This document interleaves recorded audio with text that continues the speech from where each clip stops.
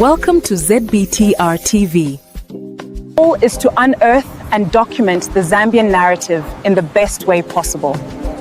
Catch us live every Saturday on Facebook and YouTube. We broadcast every Saturday at 10 a.m. EST, 7 a.m. PT. With a growing audience across the globe, we connect Zambians and share resources abroad. Be part of our journey. Please don't forget to subscribe to our YouTube channel. With a growing audience across the globe, we connect Zambians and share resources abroad. The ZBTR TV show. Did you know? Less than 10% of our viewers are subscribed. Don't miss out. Be part of the community. Mark your calendars. Every Saturday, 9 a.m. Central Standard Time and 10 a.m. Eastern Standard Time. Flow live.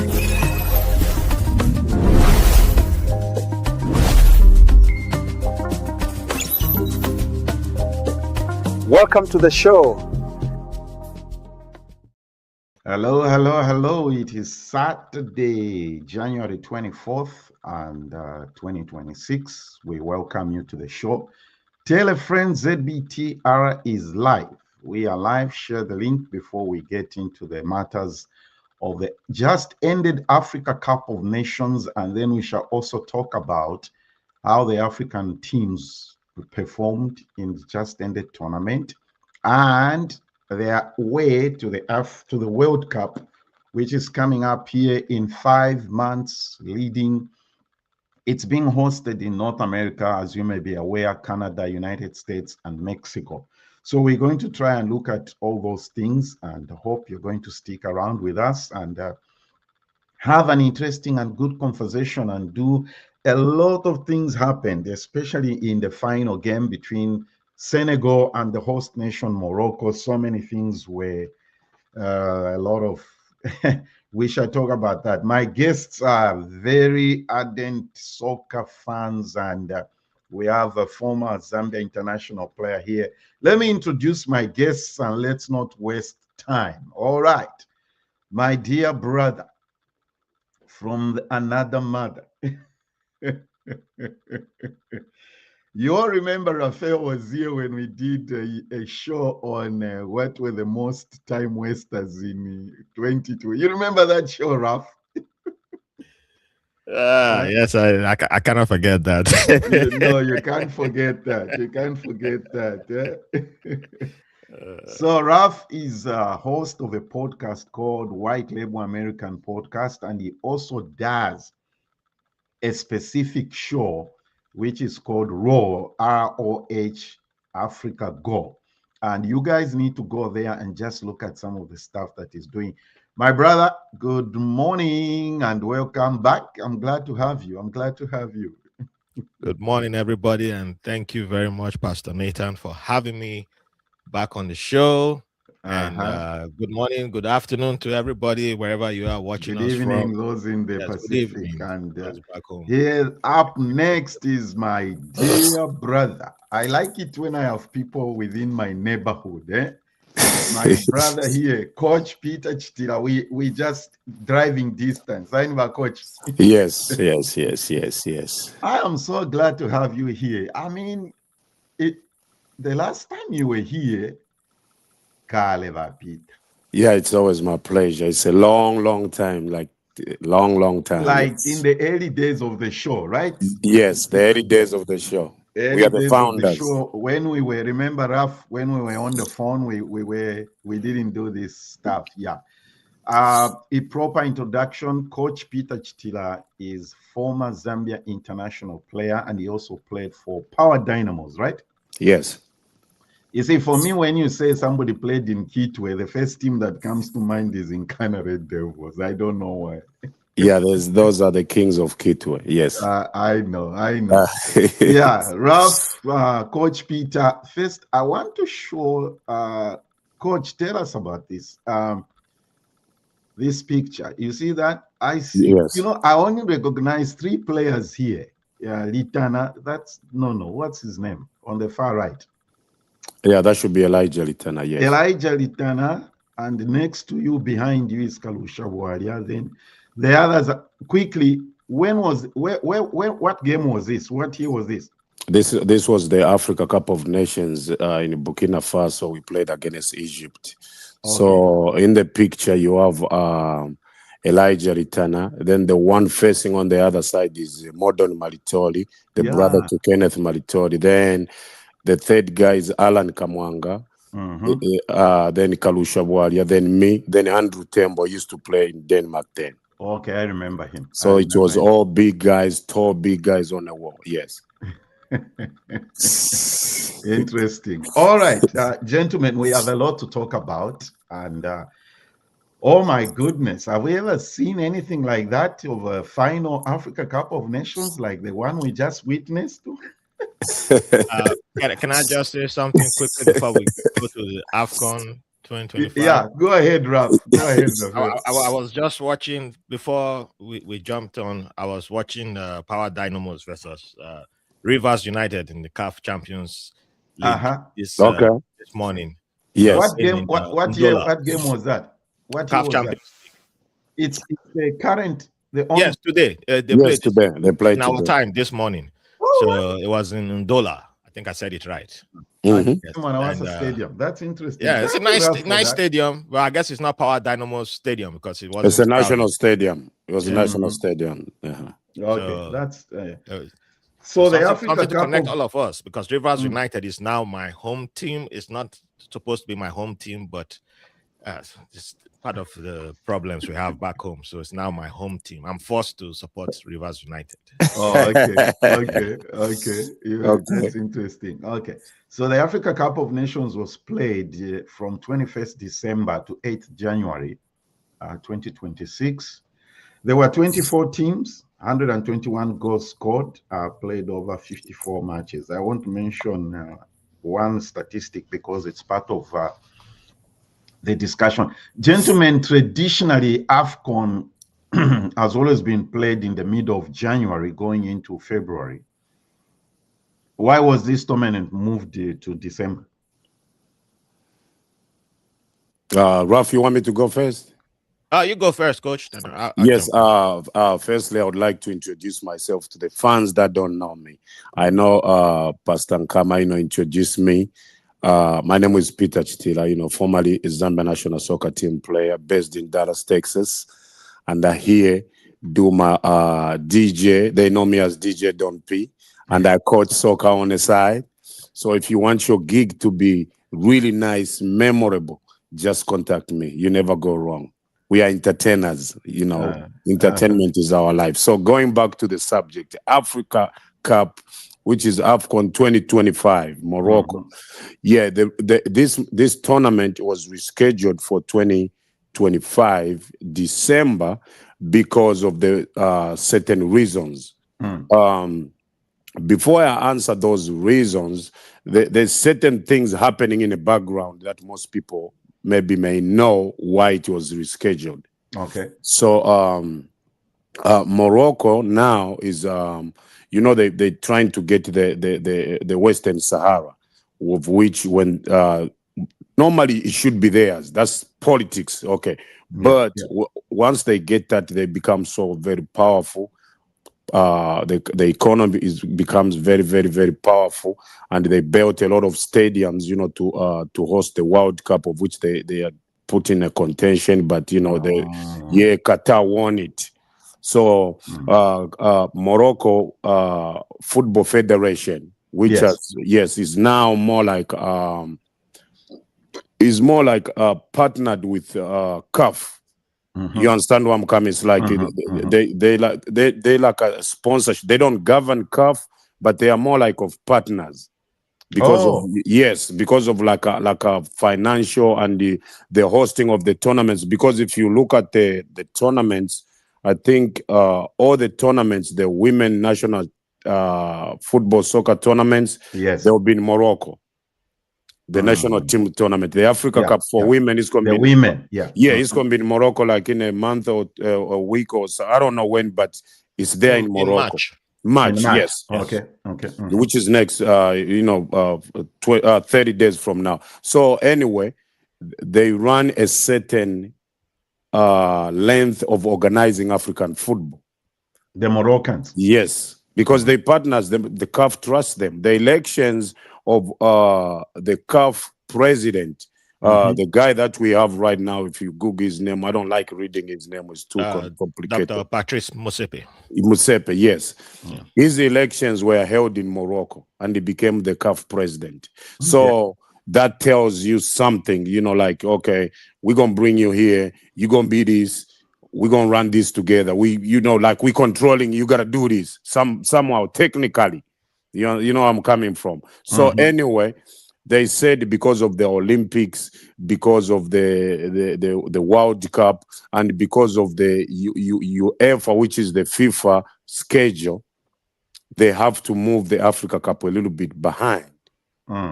Which was, since I was born, the Africa Cup was played in January, every January. If you guys remember, Africa Cup was played every January. It's played in January into February. But that's a Ramadan month. So every time we played the Arabs, we said, oh, these guys haven't eaten. Let's do this. Let's run quick. Let's do this, because they are fasting. So I guess they have made some adjustments. And as we go, there will be more adjustments. We're going to talk about it in a show. So technically, it was adjusted for simple reasons because of the collision of the schedule, which does not concern Africa. It's the UEFA fixtures colliding with the Africa Cup. You don't have to move Africa Cup. Let it be the way it is. Let the European adjust their schedule. We could have stayed in the same schedule. So that's the reason why. The influence behind the Black Curtain. Okay. Raph, any comment on that? I take a different view. There's some of what Coach said bleeds into what I'm about to say. If we go way back in the days, yes, right from when I started watching Afcon in 1992. That was my first Afcon I remember watching in Senegal. We've always been in that February into March window, actually, and it had to do with weather. That's why we picked that sweet spot, because if you looked at when we played Afcon, if you look at the weather, mostly for the most part of the continent, it's usually wet or dry season that we have for the majority of the continent.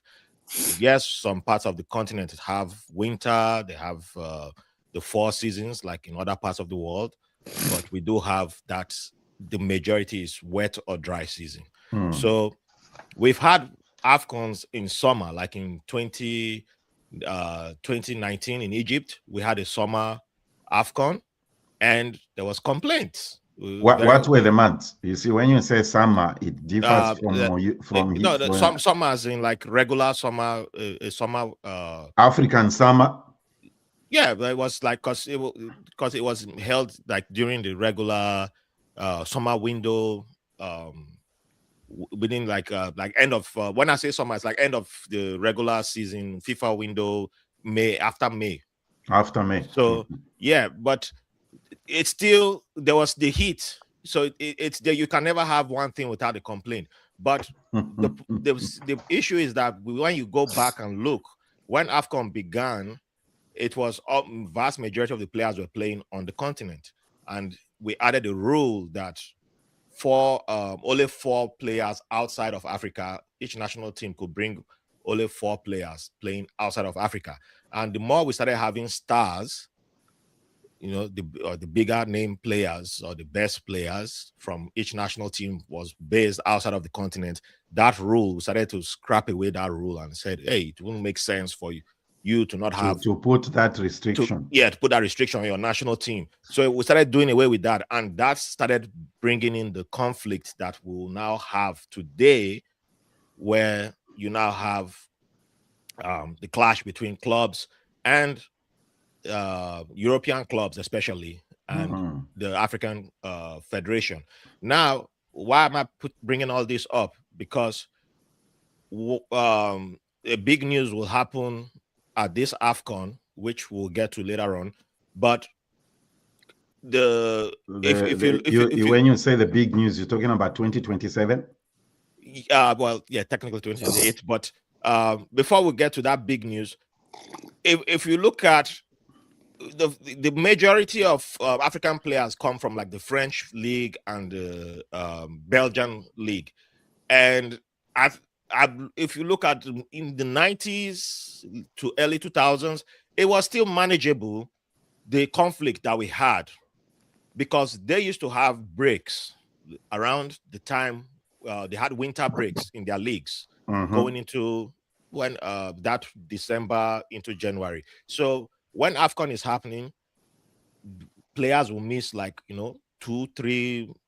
It's into that break. So by the time the league resumes and Afcon is still going on, it depends on which teams are still in the tournament. So there was a sweet spot. There's a way you could have negotiated that. But the main problem is that English Premier League, which never used to touch African players at a certain point in time until the billionaires came into that league, they never took a break. They just kept playing because it was part of their marketing brand. You could watch games into the break. When other leagues are on break, we have games going on. So they sold that as their thing. And the more they got bigger and bigger, then they realized that, without African players, we don't have a product to sell. So they start buying African players. And when you start buying African players, that conflict is now raised to another level, that why are we losing our players to go play in this tournament that happens when they don't want to hear about the weather. They don't want to hear about, no, we don't. All this is set to the side. And we who are now addicted to the English Premier League, because if you look at up till around 99, Africans weren't crazy about English Premier League. We weren't taking all that into we're like, you don't really care about us, so we don't really care about you. I can use Nigeria as an example. It was until Kanu Nwankwo came to Arsenal that changed with English Premier League followership. So I'm listing all this out to show you that there was a time period where this conflict started changing. And until the English Premier League came into it and said, hey, can't you guys move your tournaments to a different timeline? Why don't you align with the other continents? Well, it's always the Africa Cup that has to make adjustments. Yes, and I'll show you that there's another continent that exists that we rarely talk about, because the Asian Cup is mighty similar to the African. Of course. And it happens because Asia is huge. It's the largest continent, right? They also do something similar to Africa in that it depends on who's hosting. So if they give it to a country that has drier climate, they will have to host their continental tournament around that December, January window. Okay. Because it doesn't make sense to host in the summer months. Of course, it gets extremely. I've lived in that part of the world. You can't be outdoors. It won't work. That's why we had a winter World Cup, even though people were complaining until it came and people were like, oh, it's great. Yeah. But it shows that it can be adjusted, because I've been in that part of the world when their tournament happened in that window. People weren't complaining because people were the same teams don't buy as many Asian players. So when now it's beginning to change, because they're beginning to buy Asian players, because a lot of Asian money is in European game now. So it's changing, right? But if you take out all the African players from all the European clubs, it's over. Their product drops. There's a massive drop in the quality of European players. So I'm pointing this out, that it's not a thing. Morocco has nothing to do with this. Morocco has nothing. Look, we had after COVID, the first Afcon we had in 2021 in Cameroon. You saw a lot of you saw the climate. It's still, you can't, if you put it in June, July, there's more rainfall than the rainfall that Cameroon had in December. It's lesser. It's dry season in Cameroon, December, January. So you have to look at the countries. There are countries that can host in June, July, like in same thing they do in Asia. It depends on the country, but there's so much noise. It's become so cool. It's great content now to attack Africa and just hit us and say, why are we not playing it in June? Why are we not? No, this is a continent. It's a tournament for us. It's our tournament, and it should be customized to our continent, and it shouldn't be customized to the European clubs. Okay, we've dragged this point enough. I wanted us to do a little historical thing on one point that Raphael has raised, the coach. You remember Zambia, we faced this issue with Charles Musonda. Okay. You know what I'm talking about, where he couldn't to play, I think because of conflict. I can't remember exactly how to put this. Remember when we were facing issues getting especially Charles Musonda coming to play for the national team because of,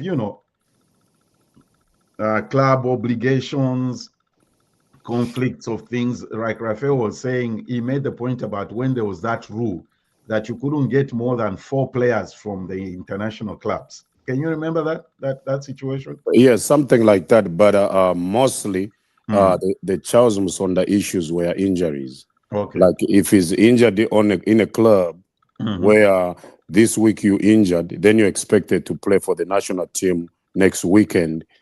You have to first be taken care of by the club, approve you, and then come and play.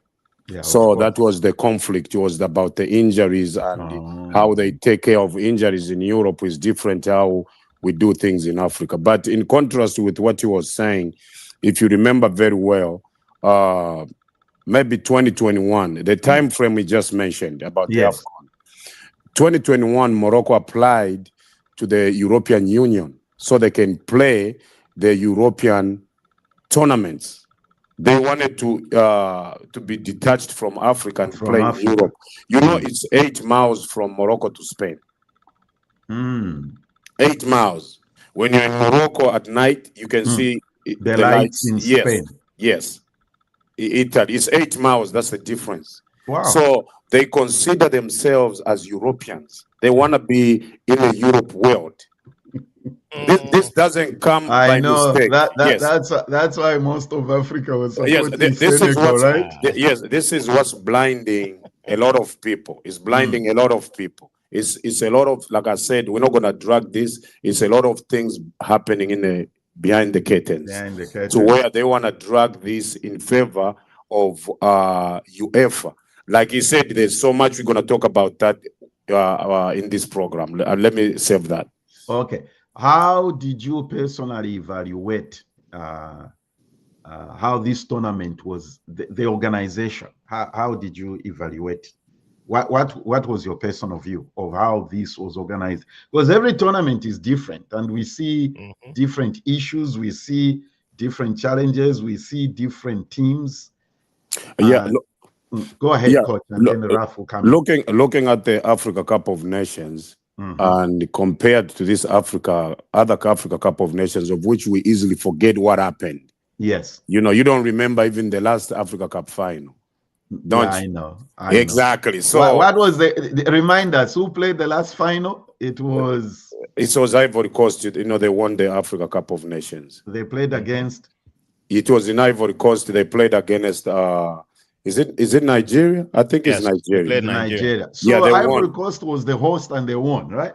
Yes, and they didn't qualify for this Africa Cup of Nations. They qualified. They qualified, but they got eliminated in the quarterfinals. They lost to Egypt. Yes. So people don't remember nothing that happened in the Ivory Coast Africa Cup of Nations because, like Raphael said, is so much English soccer in the African world. You see what I'm saying? It has dominated. What do you mean by that? Most people watches and supports England teams. Yes, it's called the Premier League more than the African teams. Oh, okay. Yes. So this is why. So according to the preparation, the fields, what we saw on TV, because we wasn't there. What we saw on TV, I think it was very, very well organized from what we saw on TV. And we saw the same thing that we've been seeing in the Africa Cup of Nations. Rain or no rain, same thing. So actually the preparations for me was good. The fields was good. The atmosphere in some places was good because it was in the Arab world where they could commute and go watch the other games. So it was a good Africa Cup of Nations, despite other stuff that we're going to talk about later.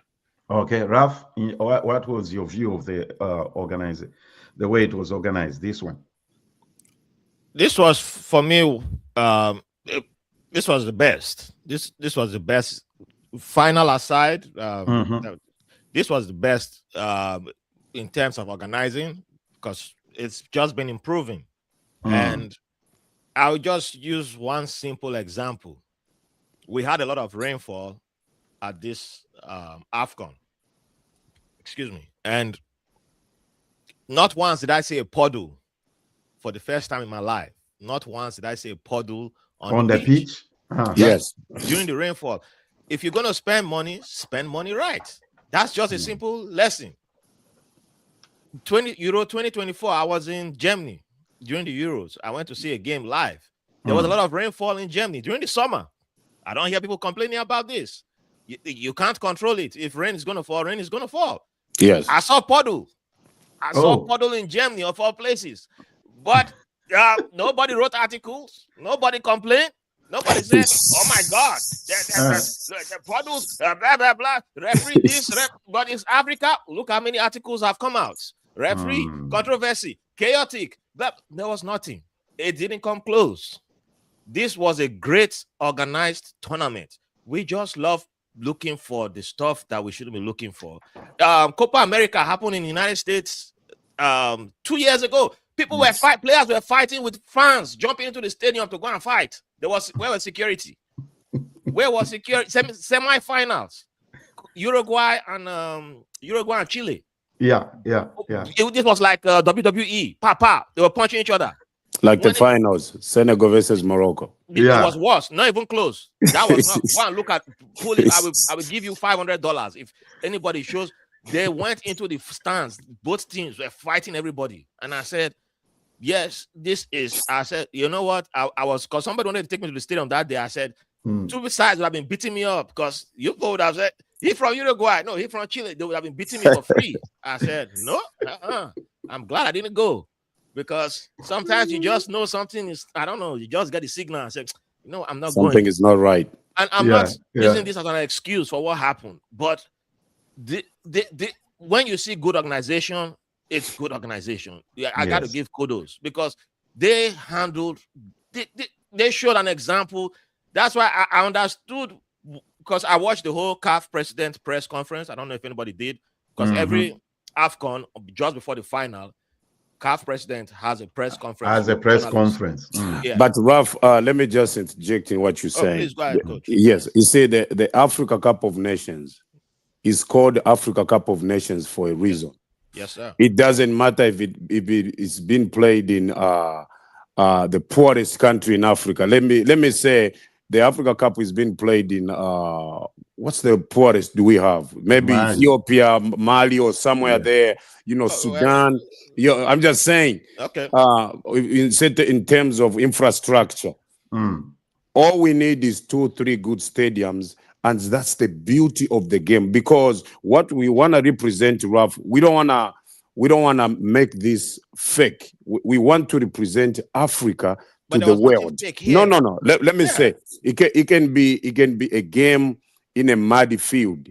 It can be a game, rain, stoppages, everything. That's you have to represent Africa to the world the way Africa is. We can lie to the world like we got these glamorous stadiums, we got these waterproof stadiums, and we don't have those. So we need to show. We need to play in the stadiums that we have. I don't buy that, to be honest, because no. So you've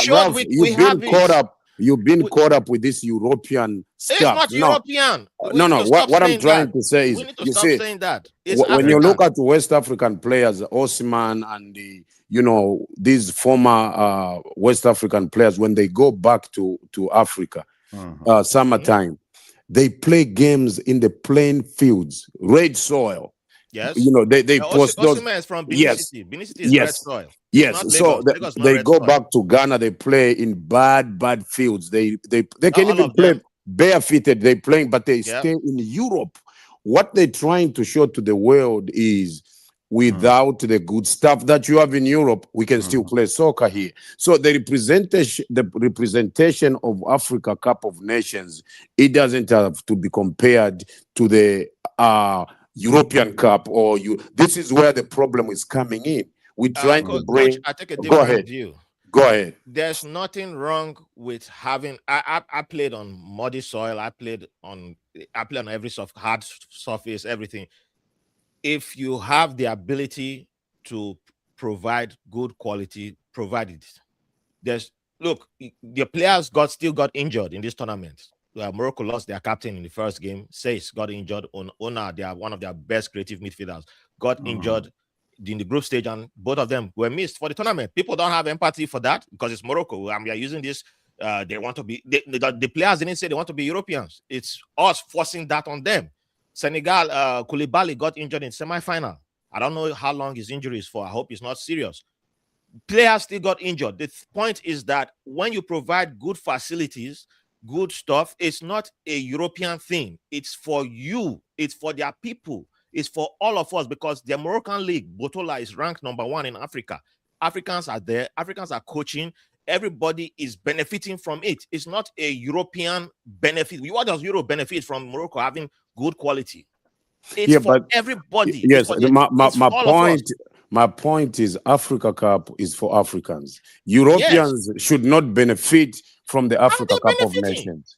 Yes, so it's the same thing like Africans, they don't need to benefit from the European, nobody benefits from the European tournaments. Nobody's going to benefit from the Euro. That's for the European people. So when we play Africa Cup of Nations, we don't have to praise the grounds, the stadiums. We have to look at the way the tournament is going. They're playing. See, if you took the Senegal team, and if the tournament was played in Malawi, nothing will change with the Senegalese. They'll play the same. Yeah, but they're trying to show you. Team starts complaining that Malawi pitch was getting their players injured. That is a valid criticism. Yeah, but the getting the players injured, that's an excuse of a loser. It's always gonna be that.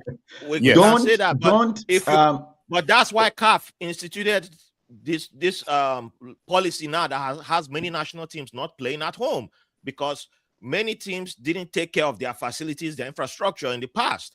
So now it's forcing many federations to fix their stadiums, or you can't play at home. Which CAF president? That's why I referenced the press conference on the eve of the final that CAF president was talking about. Many federations are now stepping up, because the players were talking about it like it's good to play on good pitch. It's a bare minimum. It's not the highest minimum. Train on good grass. Doesn't CAF inspect the grounds or the pitches before any tournament? That's why many countries haven't been playing at home. They are field inspectors. Field inspectors, yeah. So the purpose of the field inspector is what? What is the purpose of the field inspector? You see, the purpose of the field inspectors, they're working under CAF. They have to go to make sure the field is good. You know, the field can drain water. You know, the dressing rooms are, well taken care of, for people, to be in a dressing room. They have to make sure the standards are 100%. Of which CAF, is that there's money that FIFA gives to every country. So you can use some of that money to make sure the fields and everything is okay. So if Raphael's just forgot, what I was trying to say is, every country, at least it has to have 2 to 3 good stadiums. You see, when we watched the Ivory Coast Afcon, the Afcon in Ivory Coast, do you know that Afcon, most of the fields was sponsored by, the one now they call Bein Sports. Yes. If you look at most of right? Yes, yeah, that's what you got on. If you look at most of the West African teams, they wear Puma, which is Yes. part of the bean Yep. sports. Puma. So when they hosting the Africa Cup of Nations, they go there, fix the fields because it's good for business. Yes. So what we are talking about is like the fight that was between the World Cup for Qatar to host the World Cup or the United to host it. Before, if you remember, it was Putin. Because of his power that he was running that time, he has to advertise Russia by hosting what? The World Cup. Then now it's the oil money. Morocco bidded for the World Cup. Yes, and they have I good remember. standard of stadiums. But the oil money, because they want to advertise their city, their town, everything, Qatar won.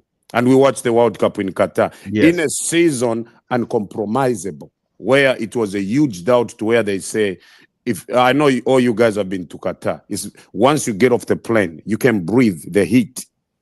But the World Cup, the World Cup was hosted over there. Nobody argued about it because that's how they live, and they want to represent their country the way they live. So nowadays, and didn't the stadiums were air conditioned, right? Yes. Money speaks. Yes. So right now, So right now is the it's a business now to host a tournament. It's not like 10 years ago. They just from advertising to the time of the tournament is the economy of the country gains a lot of money. So that's where we are right now. But in terms of things on the pitch, Africans can adjust anywhere. I just gave an example of West African people, where they come from. Play soccer. The next day you are watching him in Ajax. The next day you watch him at Real Madrid. But if you see his background of the pitch and the kid that grew up in Europe playing in the well-watered, waterproof grasses, they can't even play in the Real Madrid team. They can match Usman. They can match these talented African players. So what I'm trying to say is not about where you coming from. It's from what you know. Anyway, go ahead. Okay. Let's change. Let's move on. We've done some admin stuff here. Let's zero in onto let's examine the team performances by two categories. Okay. Yes. I categorize them into two groups. The first timers. Who were the first timers at this Afcon? There was no first timer this time. There was no first timers? Has Tanzania been there? Yeah, Tanzania. Actually, Botswana has never been there. Yeah, Botswana. This was their second. But Botswana and Benin. Benin. Yes. So we only had two first-timer teams.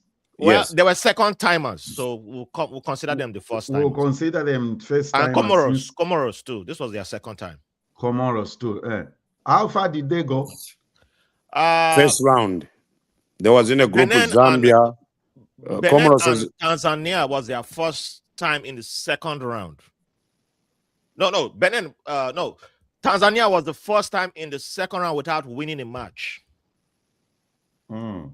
Yeah, so we still had some records, but it was an interesting record because Tanzania has never won a match at Afcon, and they made it to the second round. Wow. Yeah, so it's an interesting record. Comoros first time was 2 Afcons back in Cameroon. No, was it 2 Afcons? Yeah, 2 Afcons ago in Cameroon, and they started Ghana's downfall. Because they won, their first win was the beginning of was what knocked Ghana out of Afcon, and that's the last time Ghana has. Yeah, that's where Ghana just went collapsed. It collapsed because nobody expected Ghana to lose. And if COVID didn't happen to Comoros in that tournament, they probably would have taken out Cameroon in the knockouts because they had like 12 players with COVID.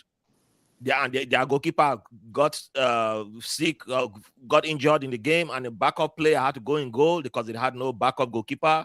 So it was very weird what happened to them. But if you play Comoros, it's a very tough team. And people were just talking weird about it. I was like, even in World Cup qualifying, they were in Ghana's group. I watched them. I'm like, this team, they don't have any star, but if you play them, they're going to drag you to the end. They'll just keep all these island nations. They don't respect anybody. The island nations, they don't have any fear. It's just that's why I'm wearing Cape Verde. It's like if you wear an island shirt, they just grab you. Come here. Oh, that's a Cape Verde shirt. Yeah, the You're Blue wearing? Sharks. Yeah, Okay. I'm the team I'm supporting in the World Cup. So They'll be at the World Cup, yes. yeah, I saw I told the that. Cameroonian, he was talking trash during the World Cup qualifying. I said, "You are not guaranteed a ticket. You disrespect Cape Verde. All right, you see what will happen." And then when it happened, he was crying. I said, "Well, yeah, here's a bucket. You can cry in there." I'm looking at the groups here. They were Benin and Botswana. You mentioned them. They were in the same group. How did they do against each other? I know from that group, that's where we have Senegal and DR Congo go far in the tournament. Coach, how did Benin and Botswana perform? I think with the expectant, Benin should be beating Botswana because Botswana, they are debutants. And, it's... I think if it's not their first time, I think it's their first time to the Africa Cup. No, it was their second. Botswana. Yes, I think it's their first time. No, it was their second. Their first time was like 2015, if I'm not mistaken. Okay, yeah. But from their soccer record, I don't think anybody is expecting them to win any game. Because of the country, the way they represent in the CAF clubs, like the one he was watching, Power Dynamos versus what's that team you said? Rivers United. Yes, we see when you don't have players in Europe, you gotta have players in the CAF tournament, and you can tell the way they are representing their country, like Congo was doing. They started with TP Mazembe. TP Mazembe was a very strong team that rebuilt the Congo national team and the players that play in Europe to recognize that things is happening in Congo. So if they can play in the Europe, they'll have to come back to Congo. We have a European Congo right now. So Botswana is more like I can say like a tribal, like a culture team. I didn't expect them to beat any team in the Africa Cup of Nations. I would choose Benin to beat Congo, but I think Benin aged Botswana. I think. Okay. Yeah, it was a long goal, but both teams, for different reasons. Benin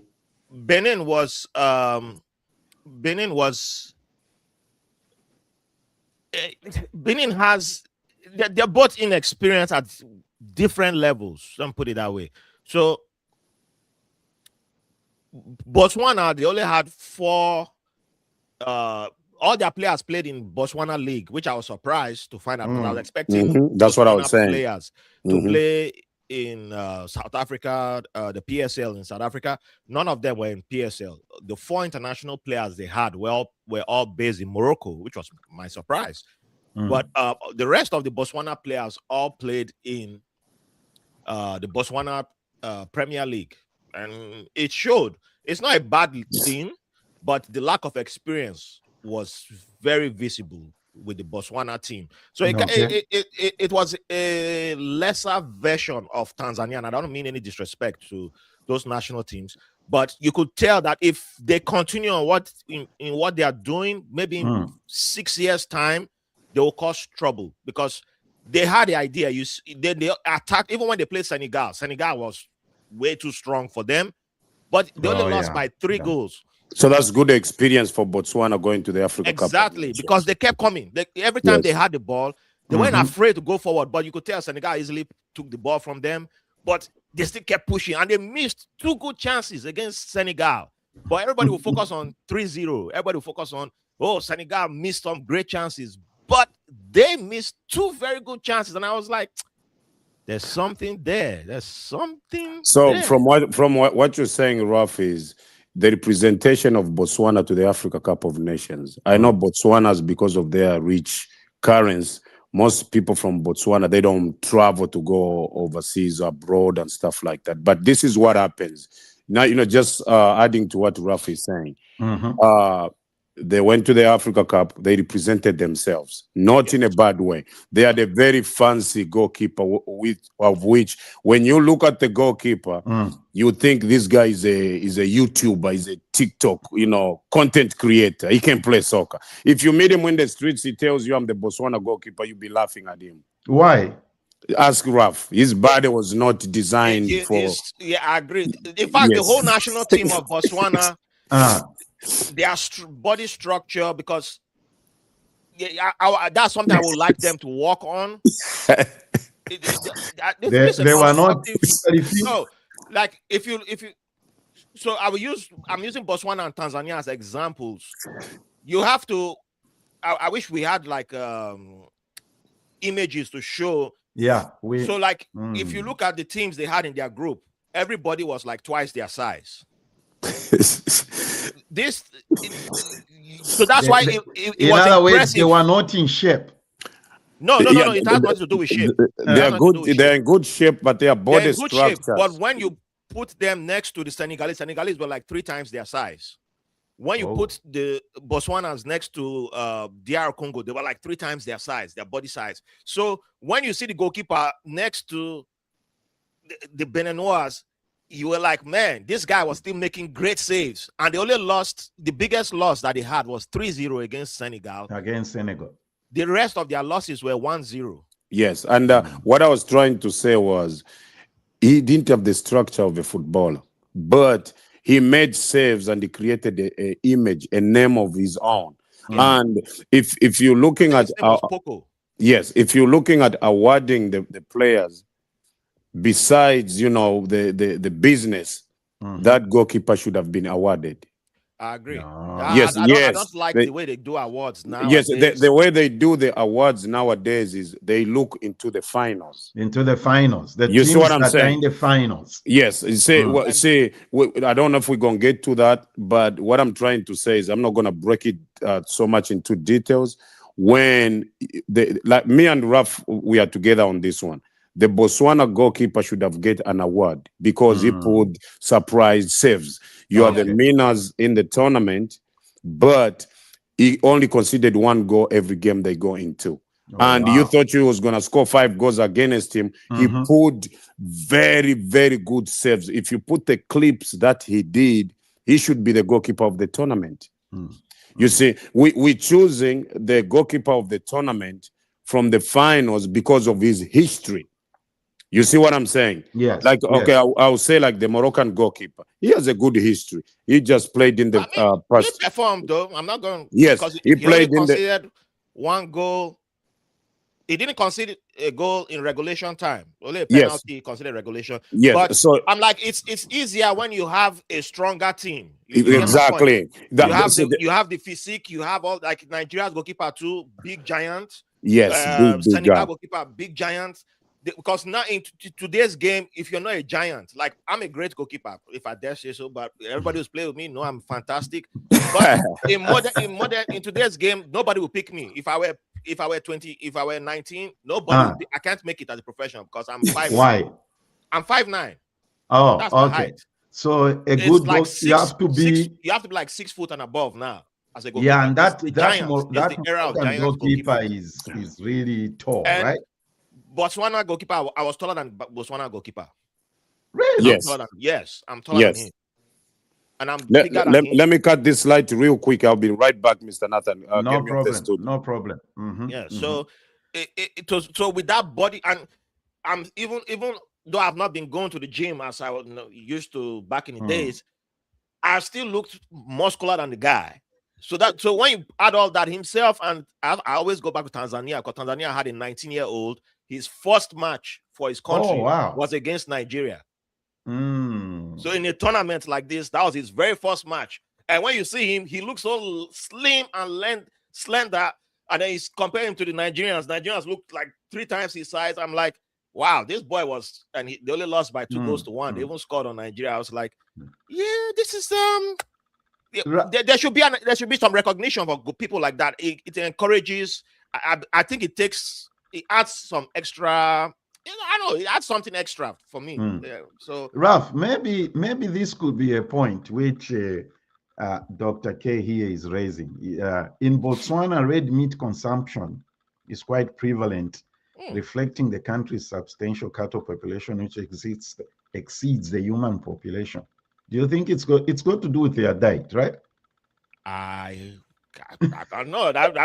I'm not an expert in that part of science, but we need a dietitian to come to help them because I don't know, because I was watching under 17 Afcon last year, and I started noticing this size thing with certain nations. So like when I saw the Somalia under 17, and I thought Somalians were pretty tall, but they had that same problem. Very technical players, but they were playing against Tunisia, the match I was watching, and they were like half the height of the Tunisians. And I was like, wow. So I was telling my Tunisian neighbor who has a store next to me, I was like, man, I didn't know you guys got tall 17-year-old boys. And he was like, hey, that's the recruitment now. Now everybody goes for height. I saw the Ivorians tall, Nigerians tall, South Africans weren't tall for under 17.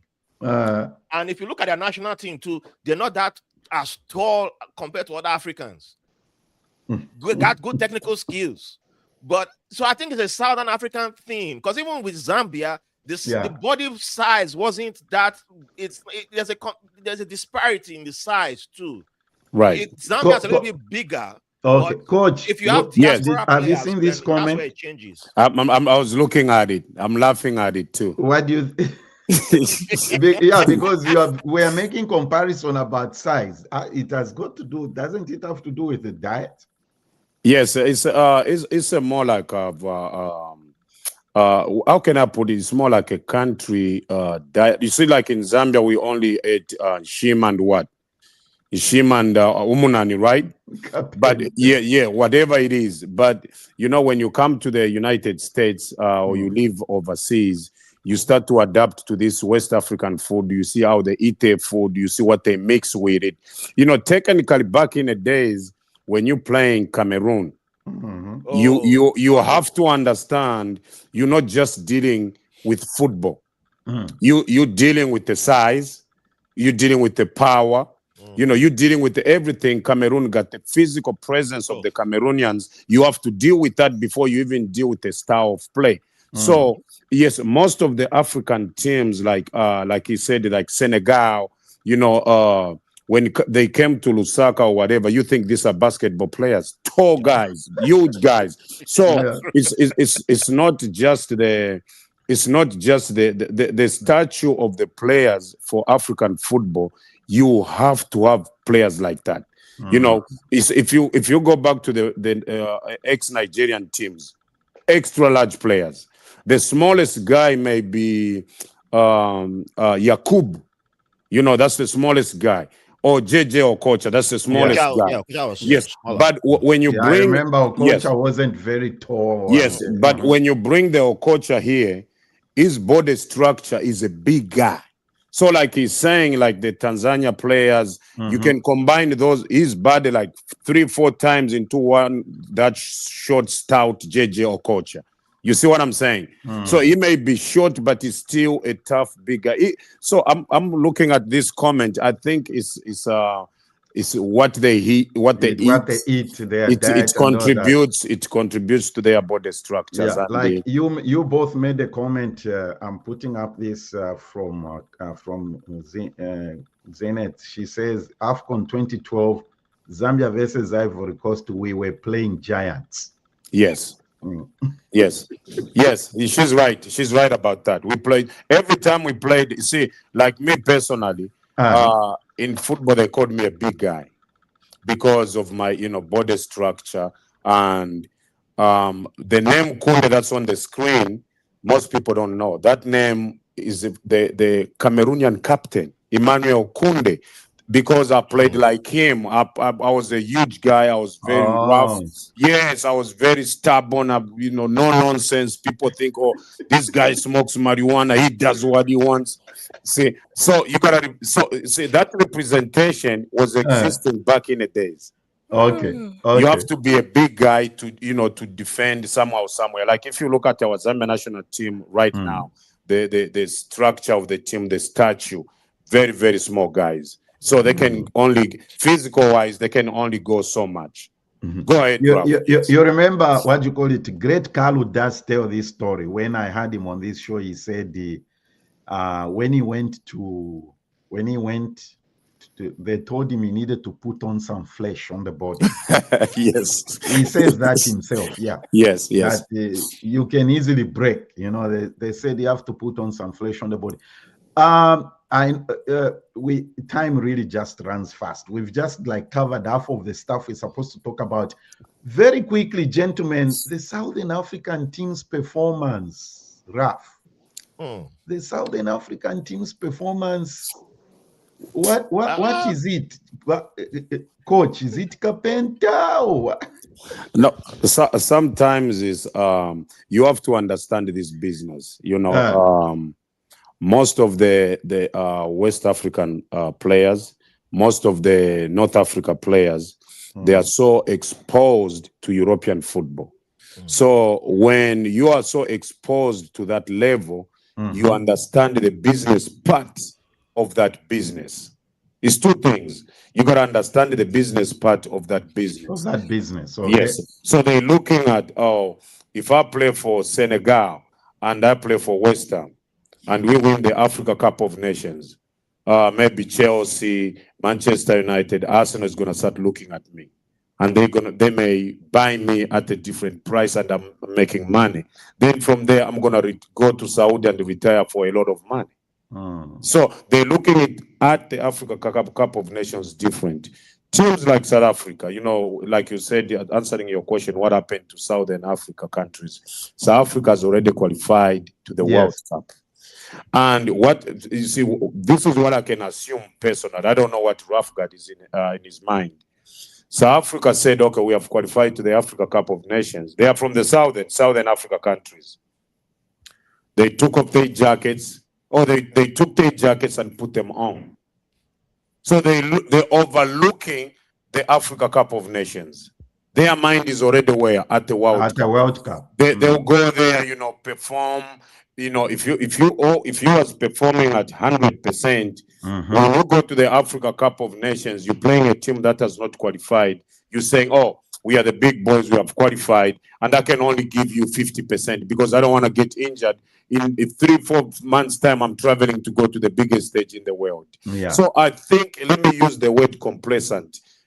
South Africa was complacent in the tournament. They can do better than what because they are a very strong team. Yes. I mean, they don't count. Right now, South Africa doesn't count now. Nigeria. You give them Nigeria anytime, they beat them.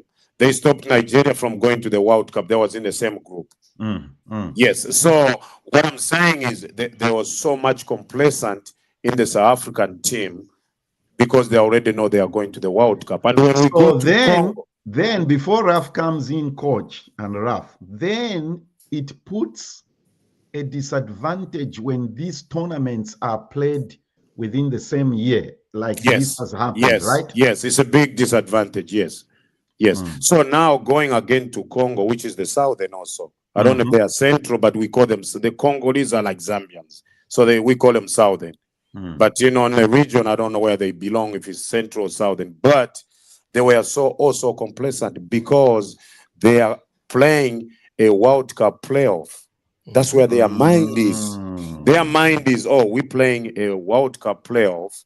And this Africa Cup for us is more like a preparation to the World Cup. To the World Cup, okay. You see, so mentally the player is not going to give 150%. They're going to go there and give 50-60% because they are looking at so much things at stake. I don't want to get injured and miss the World Cup. This Africa Cup comes and go, and I'll be there anyway. Then real quick, when we talk about countries like Zambia, Botswana, Tanzania, Zambia, Botswana, is East Africa. Okay, but you know we just say Southern because we play with them every week. So Tanzania, Zambia, Botswana, Angola. See, the problem is, Raf can concur with me. They don't have a lot of professional players playing in Europe. Elite football. They don't have like Zambia. Let me talk about Zambia. We don't have players playing in elite teams in Europe.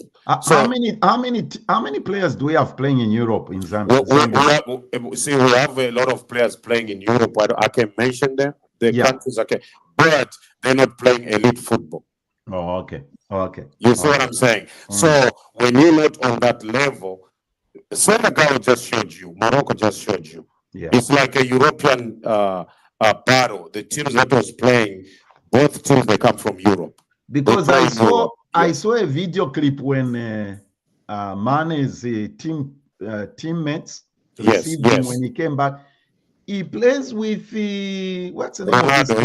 Is it Cristiano Ronaldo? Ronaldo. Yes. Ronaldo. I was Yes. like, he plays with this guy. You know, Sadio Mane's relaxation and the leadership that he took. Sadio Mane made his money at Liverpool. He was making already 250,000 a week for 3 years. He moved to Saudi Arabia. He makes, I think he makes from 600 to 800,000 a week. He doesn't have the pressure that these other players have. All he has is the leadership. He building hospitals, he building schools, he building soccer fields in Senegal. So he acts like a leader, like a real president. He acts like a leader. So giving Mane the credit. Besides that, what we lack from the Southern Africa teams, we don't have a lot of players playing in Europe. The exposure is not there, and it's going to be very, very, very hard to compete. And just quickly touching a rough issue with the Botswana team because of their representation in the Africa Cup. Now, going forward, why Ralph said Botswana is going to be a problem is because Botswana, there are people that are in Europe and in America, everywhere. They are in diaspora. They have connections with Botswana. Their kids is going to try to go back play for Botswana because of the connection of the parents. And that's going to change the framework of the team. Like he said, most of the players, he only had 3 players plays in Morocco as profession. It's the same thing that has happened with the team that he has a jersey on. What you call it? What's that? Cape Verde. Cape Verde. I was predicting the Africa Cup. I thought from the beginning I said Senegal is the best team in Africa. They win Africa Cup. I saw your post on Facebook, and they did. The second best team in Africa is Cape Verde. But unfortunately, they did not qualify for the Africa Cup. I thought they was going to go there. They're at the World Cup. We're going to watch them when they come here. I thought they was going to go to the Africa Cup and scoop the Africa Cup to show the world that Cape Verde is here. So that's the problem with Southern Africa countries. We don't have a lot of professionals, and that has to change. It's called investment. Invest in the players in Europe. In 5, 6, 10 years' time, it's going to change. The approach. Just a comment here from Zenith. I agree. South Africa is one of the most cohesive teams because they play together. They should have done better. Zambia, my God.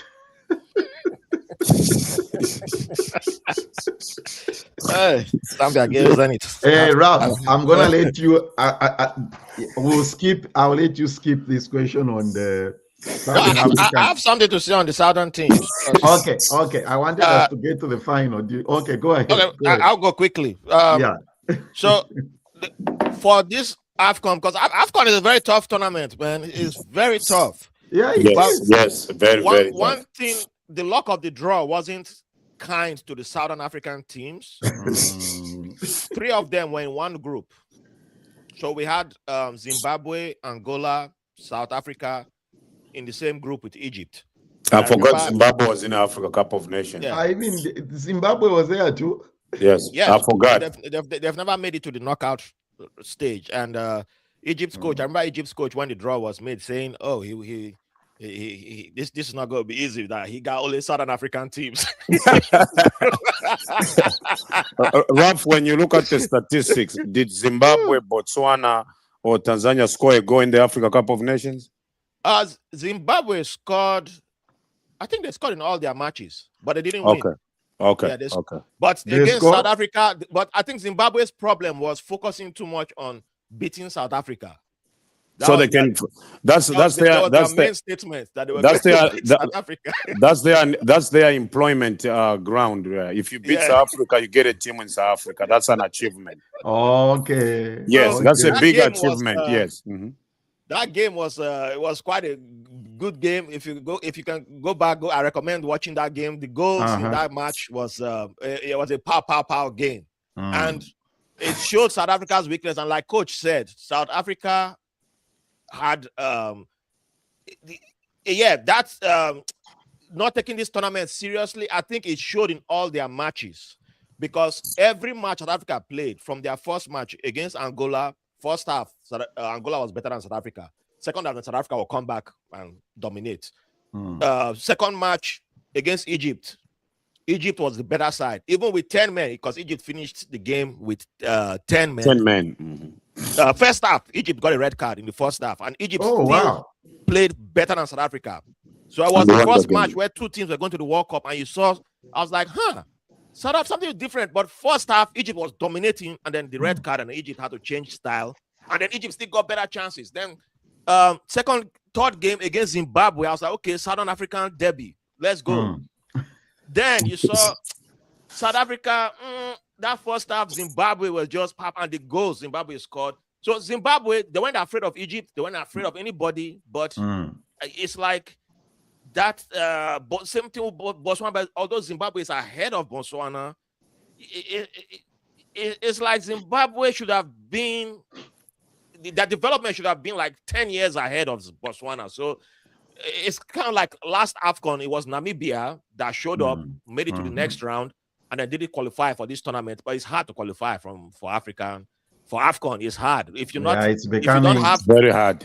If you don't have if your federation doesn't have a steady 25 players on standby, once you make one mistake, it's hard. You are done. You're right. Yeah. So I have grace for teams like Botswana. Look at Angola. Angola made it to quarterfinal of last tournament. Most of those boys were there, but they have a large young squad, very young players. So this was their first time. New coach. Zambia also had a new coach because they employed him just before the tournament. So it was his first time with the boys. But I have grace for him. Just let him cook with the boys, develop his team going forward. We'll see what he does. Angola also had a new coach come right before they employed him like 3 months before the tournament too. Oh, really? Yeah, because it was for the last World Cup qualifiers, he took over. So they had given up on. They knew they weren't qualifying for the World Cup, so it was just like, all right, we'll start preparing for Afcon, and they couldn't beat Mauritius and they couldn't beat Eswatini. So it was clear that something is going on there, but they have very good young boys. Very good young boys. So it's clear that some teams are in the rebuilding phase, like Angola. Some of their older guys will be gone come next Afcon. But Angola has a very strong squad. Because like if you watch their game against South Africa, they were giving it to South Africa, and then second half, South Africa woke up like, oh, we are going to the World Cup now. We are here now. We remember. It's like we remember now. Okay, we're going to play. And that's why they lost to Cameroon. Because against Cameroon, the chances South Africa were missing, no team missed that type of chances in this tournament. The first 15 minutes, they were missing empty goal. They were just, we just, okay. And then Cameroon, those young boys woke up and were like, all right. Raph, I have something for you. You know, Tanzania, they I think this is their second or first Africa Cup of Nations. This is their third. They qualified to the knockout stage. I'm trying to say this real quick. Sometimes because of the economic ties, the way it's moving in your country, Tanzania League, if a Zambian player goes to Tanzania, it's an upgrade to play in the local league. So when you start looking at those things, when a Zambian player goes to South Africa to play in the local league, it's an upgrade. When a Botswana player do the same thing, South Africa, or go to Tanzania, it's an upgrade. When we played soccer in our time, when you play in South Africa or you play in Tanzania, you never, ever going to see the national team jersey. You see how these things worked? Yeah. Because you cannot see those days when you go to South Africa and play in the South African league, you're downgrading. It's like you're going for a retirement. You just want to make it, that pension and, done with it. But right now, that's where you go to make your, the living earnings. So it's telling you their soccer is developing through financials. The lady that's leading Tanzania now, Tanzania has become one of the developed countries in Africa and is taking them to sports. They are developing. The more professionals they have in a country, the more their own people are motivated. And what we saw Tanzania going to the knockout stage, that's the biggest. They must have been welcomed with a huge group in Tanzania. That's an achievement in Tanzania to go to the knockout stage. Yes. Yeah. Okay, very quickly here. Let's switch now to the time has really gone. The final. I think that was, I don't know. You can correct me. You guys are more up to date and more versed with this than probably I am. I have never seen a final game like that one. I've never seen a final game. Controversial penalty.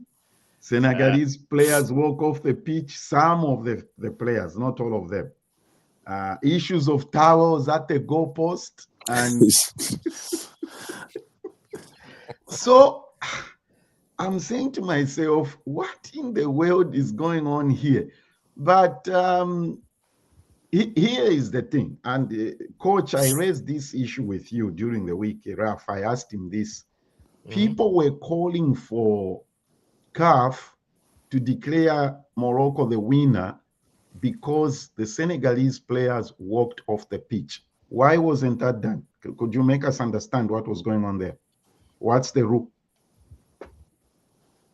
You want me to respond? Yeah. Okay. So the rule is this: to abandon a match, you have to have everybody completely leave the field, including the bench. Yes, if the infield players, some of the infield players from Senegal were still on the field. The other group went into the dressing room, of which you don't have enough players to play. If you looked at the referee when the camera was on him, yes, he still had his whistle, standing by himself. The lineman was still in his position. The other lineman was still in his position. Once the referee calls the linemen inside, which means all the Senegalese players have completely left the field. That's called an abandonment, and Morocco could have been awarded 3 goals and they could have won that tournament. But Senegal players did not leave completely the field. So watching from the TV, like I said, from the TV, everybody was watching from the TV. They didn't know there was players on the field.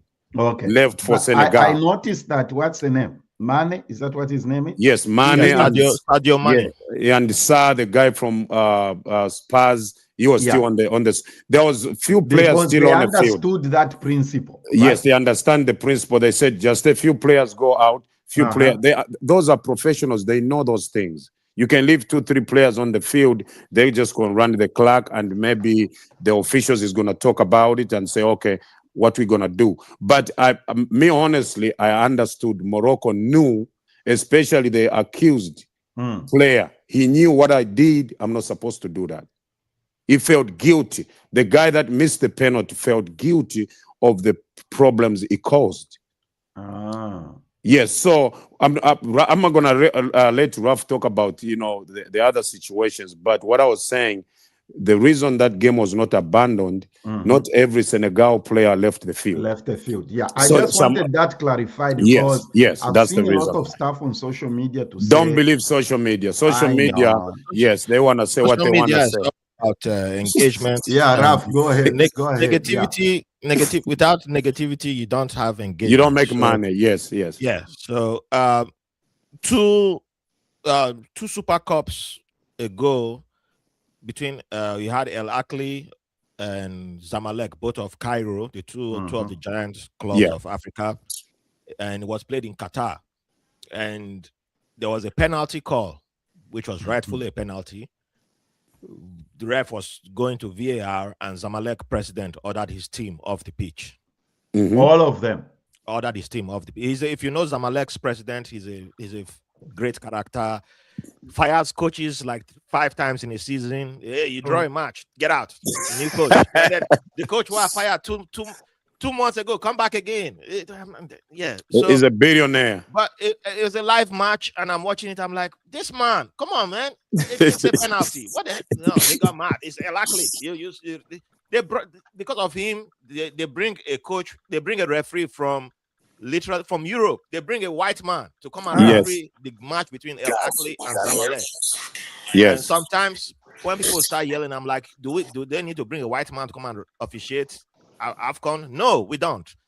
The ref was right to blow penalty, in my opinion. The person who Sadio Mane spoke to, Claude Leroy, one of the most experienced coaches in Africa, in African football, is a Frenchman who's coached at 9 Afcons. If you watch the video, you saw Sadio Mane talking to him, and that's when Sadio Mane went and brought the Senegalese players back. I believe it was a tactics by Senegal to mess with Morocco over that penalty when they walked off the pitch. It's gamesmanship. A lot of people, everybody was doing gamesmanship in that final. It was a wild final. And when Claude Leroy told Sadio Mane, I've seen before television came to Afcon, I've been he mentioned a final in the 80s where he said the ref made a call where he thought it shouldn't have happened, and I still made my team play because they wanted to leave, and he made his team play, and he still lost that final. And it's like, you people haven't seen any, you don't have anything to complain about, to be honest. This is not a wrong call. If we go back in the days, the stuff I used to read in newspapers, there's calls that I'm like, yes, we are emotional. I had a Senegalese brother in my house. Everything was, hey, it's a foul. Hey, it's this. At the end, he was smiling. And I'm like, we are so emotional now, but it's no. The first call that I thought was a goal, I'm not against the referee disallowing the goal. Because once I saw the hands, I'm like, it's a final. Ref is in a tight spot. Once the ref feels there's a foul, we amplify the ref's call if we don't want one team to win. But if it was the other way around and it was a Moroccan whose hand was on the Senegalese player and Morocco scored like that, we would have said, hey, they allowed, hey, Morocco cheated. And I'm like, so that's why I'm like, but I just go with the ref. I defend my African referees. I know it's tough on them because I watch African club football. The disrespect African referees put up with is crazy. Because if they brought a referee from the United States to officiate that game, he won't face that nonsense. If they brought a referee from Argentina, Europe, we'll respect the referee. They bring a referee from Mexico, we will allow the referee officiate. But once it's an African referee, walk off the field. Hell no, I'm not listening to you. You're trying to support Morocco. Oh no, it's supporting Senegal. Oh no, I'm like, oh man, this is rough. Yeah, but Ralph, my point is, I'll go against that call with the referee, and like you said, sometimes if we can. When he gave a penalty and when he did not disallow the goal against Morocco, you are in a cup final, and the Senegal was pushing. They have advantage. At one point in the first half, Senegal dominated Morocco. Nobody has ever seen Morocco defending. That was a surprise. But nobody. The strongest on the continent. Yes. So that wasn't a surprise for me. Yes. So exactly. But to the home ground people, they thought they was gonna run through Senegal. No. We are assuming. Those two countries have a strong relationship. People keep forgetting that. Senegal. The king mentioned it. Yes, the Senegal president mentioned it. So why are we we can't assume. We are making assumptions for the people. So this is what I'm trying to tell you, Ralph. When you put yourself in that position, you see, when you listen to this, if you go to my Facebook, if you see Mr. Nkama, I will tell you, I wrote things before they happen. The commentators, the way they analyze Morocco before the game, during the game, they're giving the impression to the people that Morocco is the best team. They'll tell you Morocco has never lost a game for 2 years on the ground. Yes, but those are the truth. But you're not looking at what Senegal has just Senegal recently lost done. One game in the same period, and that was to Brazil. And it was mentioned every match. It was mentioned. Yes. So what I'm trying to say is, when you put a certain country at a certain level where they are not, sometimes it can bring a lot of problems. You see, when you're talking about Africa Cup of Nations. Morocco has never won a cup. The history of the players and us sitting here, Morocco has never won the Africa Cup of Nations. 50 years. 50 years. I'm saying 50 years. Yeah, but they have won. Okay. We can't say they have never won it. No. Yes, what I'm saying is they've never won it in 50 years. Yes, 50 years they never won an Africa Cup. And they thought this was their Africa, right? Yes. I put up a list there. Yes. You see 76, there? yes. Yeah, 1976. None of these players existed when Morocco last won the Africa Cup of Nations. So what I'm trying to say, hasn't won World Cup since 1966. Yes, but what they shouldn't stop trying. No, what I'm saying is when you put it out there, you know, to the people, like Morocco did, they thought this was the Africa Cup of Nations. I think Mr. Nkama got some clips. He saw what people wrote on social media. Those people don't matter. Listen. The FIFA president, we're talking about the FIFA president, and the other official that was there, they declined to give Senegal the Africa Cup of Nations trophy. When? It's on Google it. It's on social media. I watched the presentation ceremony. Who gave Senegal the CAF president himself went to give the trophy to Koulibaly. The CAF president himself. Who are these people? But let me ask this. Yes, gentlemen. In the previous tournaments, is it the FIFA president or Afcon CAF president who gives out the trophy, the Afcon trophy? The CAF president was handling the trophy over to the FIFA president to go give it to Senegal. He refused. I can run the clip. You see, like why did he? I will interject there because they do it together. That's what Mosepe was trying to do. All three of them. 2019 in 2021 in Cameroon.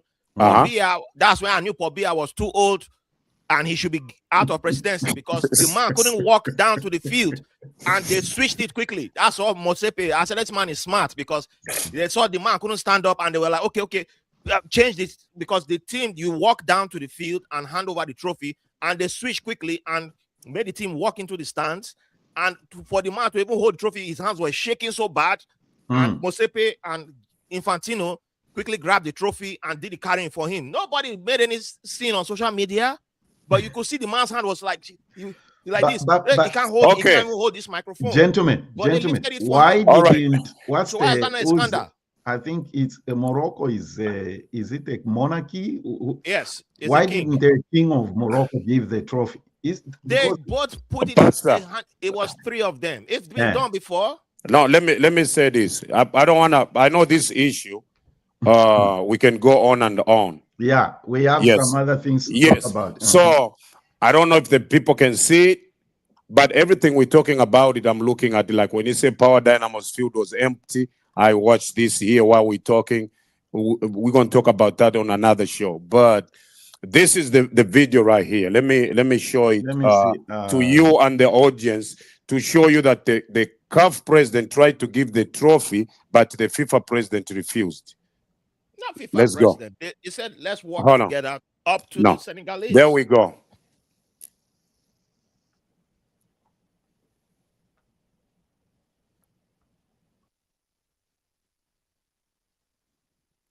You see?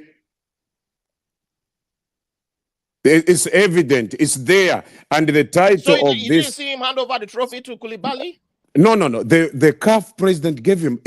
What I'm trying to say, Raf, the title is FIFA president refused to handle Afcon to the captain. It's there. That's why I Googled this. The king said, we walk together. That's why he beckoned. See, three of us walk together. Raf, you ignoring these little things. You see, these little things, these are the details of corruptions. You see what I'm saying? Well, see, I'm trying to tell you this in football. What does everybody watching think about this? In football, the details of corruption are very, very small. You understand what I'm saying? The royalness of Morocco, the attachment of the Federation of Morocco to CAF and to FIFA. This whole thing was set up for Morocco. If you look, the golden boot went to the Moroccan player. The golden glove. No. Who scored on Diaz? Yes, the golden glove. On Diaz? Okay, I'm gonna come to that. The golden glove went to Morocco. Okay. We talked about the Botswana goalkeeper. Yes, the antiques. Well, say what I said. What I'm saying, Mr. Nkama, I'm talking about details when you're talking about football, it's small details. The saves that you make compared to the saves that this other goalkeeper makes, those small details chooses the best goalkeeper of the tournament. It's not the history and where you're coming from. So for that specific tournament, when we're talking about Afcon, we're talking about specifics. The rules right now just because we don't like Morocco. No, it's not a best goalkeeper at last Afcon was Rowan Williams. Rowan Williams caught like 5 penalties at last Afcon. South Africa, big team. Smaller teams also made great. Cape Verde, first time ever went to quarterfinal. The goalkeeper was fantastic. Older guy. They didn't give him. He didn't make the team 11. We could have made the same case, but it's cooler to go to South Africa. This is why Senegal. See, this is what I'm trying to tell you. This is why Senegal. I'm so impressed with what Senegal did. They exposed the corruption in this Afcon. They exposed the corruption into this Afcon tournament. They are the ties that Morocco has with the CAF. Senegal exposed them. They already know about that. We that watching those players the two countries that are like this, Senegal and Morocco are like this. How are they like that? Do you know the history of Senegal and Morocco? They've always been like this. No, on the field. I'm talking about on the field. On the field, they are even like this. It's just for those few minutes they separate. That's why do you think Senegal president at the presentation ceremony to his players also still offered an apology to Morocco? That's personal. We're going to throw is corruption of CAF and Morocco. Two countries that love each other right from time. Those words, like Raph, those words you are using. Here's what surprises me. They're going to throw away two countries that are tight. Their relationship and go over 90 minutes. Morocco is investing in their men and women's football in a way most countries don't even think about because we only think about boys. Throw money at boys. And they'll say, it's only boys. And one day, girls need to play football too. Okay, we remember the girls, like Nigeria did, but we know the girls are the more successful than the boys. The girls are here. Come. So Ralph, I know. Wait, coach. Wait. You see, here is the corruption of CAF. Raphael, you know what surprises me? Let me just give you one example of corruption of CAF that nobody brings up. When before Mosepe became president, did you know why we don't have our Afcon on TV? Why we struggle to watch our Afcon? The deal that we had under Issa Hayatu was for like $1 million for the network that bought the rights to Afcon, all the youth tournaments, all the competitions for CAF football. $1 million for 54 countries. TV rights, $1 million because somebody sold that right. We don't have the paperwork, we don't have everything, but you just sold it. That is pure corruption. We are talking, what kind of corruption in Morocco do? That is that type of level of corruption that to get out of that deal, they had to go to court. They had to go a lot of. Ralph, let me say this real quick. Ralph, let me remind you. Let me remind you real quick. Okay. The route to the World Cup with Morocco. This is what happened. Yes. I think it's Niger or something like that. They caught a case. Niger. They caught a case because some of the players, when they went overseas or something like that, they didn't go back home, because of the economic or whatever the case it was. I don't understand. But what happened was Zambia, Morocco, Niger was in the same group. Yes. Okay. So what Morocco did, because of their ties with CAF, they part of the CAF system. What they don't run CAF, but they part of the organization of tournaments and games. What they did is they put the Niger qualifiers games in Morocco, inside Morocco. So which means if Niger playing at home, they gotta play in Morocco versus Morocco, which becomes a home ground. I've never heard of that before. If you wanna be fair with that type of a situation, take the game to South Africa. Don't play it at home. That is not up to Morocco. That's up to Niger picked Morocco as their base. How are they going to pick? Nobody's going to pick. How are they going to pick? Hold on, coach. Yes. Because you have the right to pick. Benin picked Cote d'Ivoire. Benin could have picked Nigeria. Nigeria only has one CAF-approved stadium. The whole of Nigeria, one CAF-approved stadium, which is in Akwa Ibom in my region. Benin could have picked that, but it's far away from Benin. So Benin picked Cote d'Ivoire. as their home base, and that's where to Benin play played. Benin to play with Cote d'Ivoire or what? To play with Cote d'Ivoire. That's why they beat Nigeria in World Cup and Afcon qualifying. Nigeria beat them in Afcon qualifying. That was their home base. Guinea had the option of picking a West African country. Guinea picked Algeria. So when they were in the same group to Algeria, so they played Algeria in Algeria and they beat Algeria in Algeria. So if you pick Morocco as your home base, it's your choice. The federations have the choice because CAF said if they came and inspected your stadium in your country and your stadium is not up to standard, CAF will reject it. So where do you want to play? There are countries that have this list is out. They've just approved, they just released the new list and showing the countries that have upgraded their stadiums. And if you don't have a stadium that's approved by CAF, then you have to pick a stadium in a country that you want to use as your home base. That's why Zimbabwe was using South Africa as their home base, and Nigeria tried to tell Zimbabwe, go change that last World Cup qualifier in South Africa, choose another country. They were trying to sweet talk Zimbabwe, and then Zimbabwe still chose to play in South Africa. So who did Zimbabwe play? Who did Zimbabwe play? South Africa. That's what I'm trying to tell you. Okay, Ralph. See, this is what we call conflict of interest. You cannot play. Let me see. Corruption is small. Corruption is small detail. Niger did not update the stadium. I'll go back to the penalty. Let's go back to the penalty. Okay. The penalty that Morocco was given was awarded. Yeah. Yes. You see, when you go to VAR, the purpose of VAR, it has to be obvious.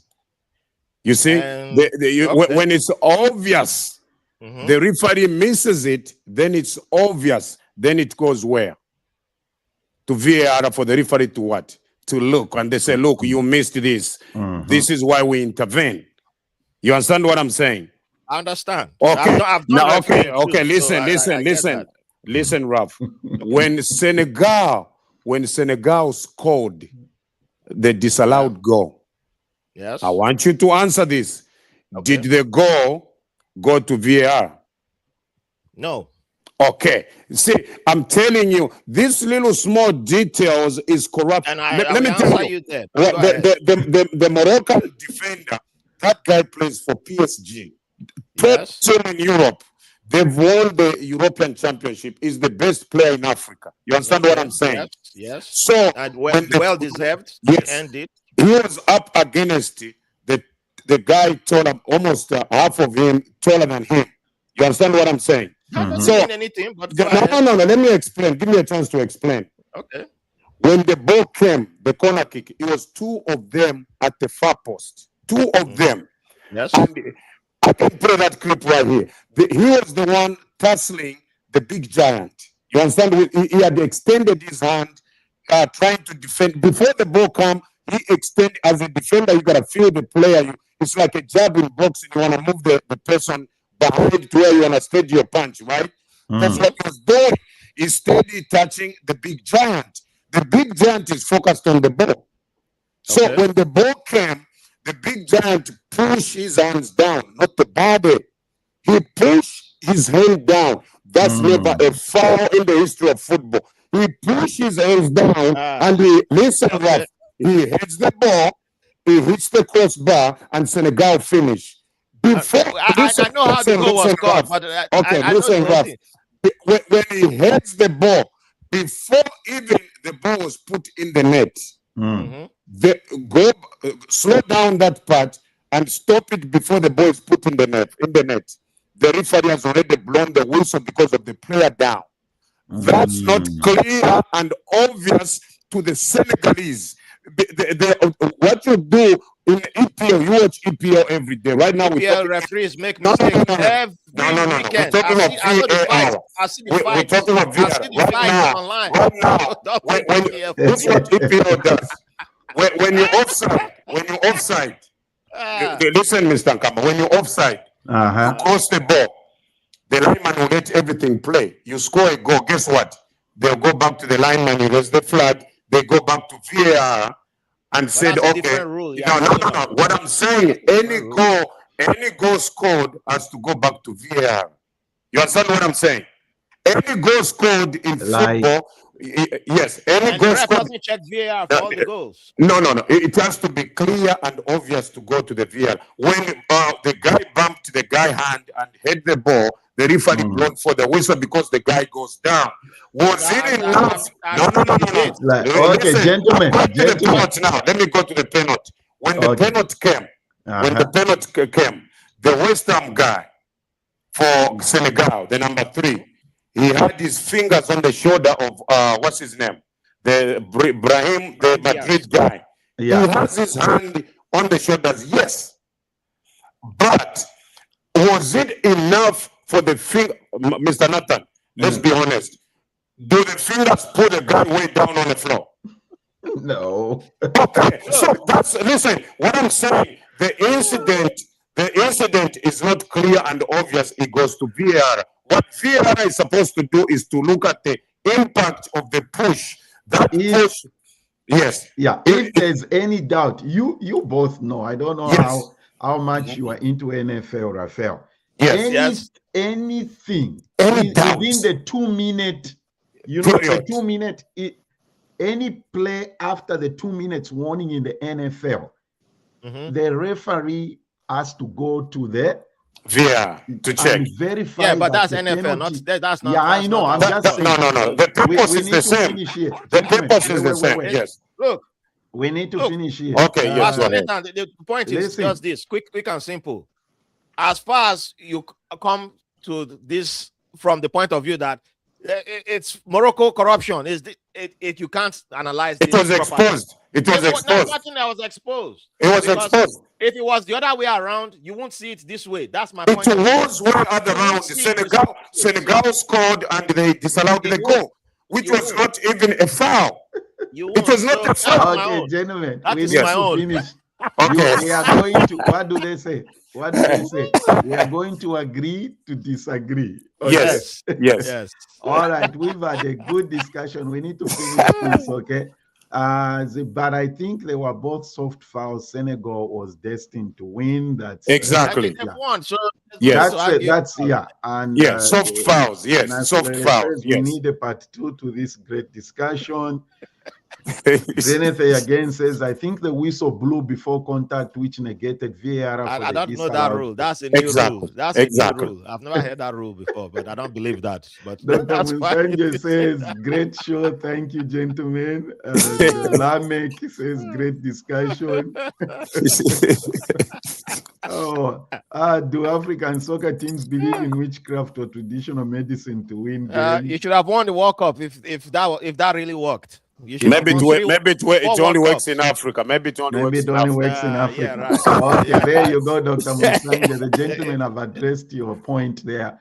I just want us, we can't go away without looking at this. Look at the way these guys were received back home. Look at that's very nice. Prestigious. That's big. That's huge. I mean, I was looking at this, the Zenith Naslere, Dr. Musanje, I'm saying to myself, this is a real parade. Yeah? Yes, that's a real parade. That's you see, that's how you see the leaders that understands football. Raf can support me on this.